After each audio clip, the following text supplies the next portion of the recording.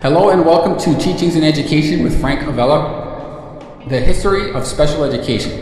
In the United States today, all students with disabilities have the right to special education services and a free public education. These children are protected by laws. Students classified as having disabilities are afforded accommodations and modifications. Accommodations are related to access of content, while modifications allow for changes to content. No doubt, these students benefit greatly from them today. However, this wasn't always the case. It was only with the help of certain advocacy groups. These advocacy groups were usually formed by parents of students with special needs and other members of that community. The advocacy groups lobbied and fought for these children by bringing their plight to the public eye, as well as putting pressure on local and state politicians. They got the public involved. Now let's look at a quick outline of events beginning in the early 1800s that led to the achievements of today. Years ago, most students with disabilities did not attend school, and in most cases, they were not accepted to schools. There are exceptions where some parents would have to pay money to get their child into private schools or pay for private tutors. Let's move along to the 1850s, where a growing number of isolated schools for students with disabilities were available.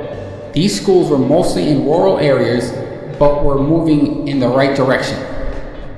Moving toward the 1880s, we sort of took a step back for disabled children. Scientist Francis Galton spread the ideas of eugenics, which discussed the sterilization of disabled individuals. Individuals with disabilities began being placed in institutions, many of which provided conditions similar to a jail. Let's fast forward to the 1920s. And the good news is that more and more children with disabilities were finding their way into public schools. Yet almost all were in separate classes and kept in separate rooms. Then, to an important time, the 1970s, which is really where special education started.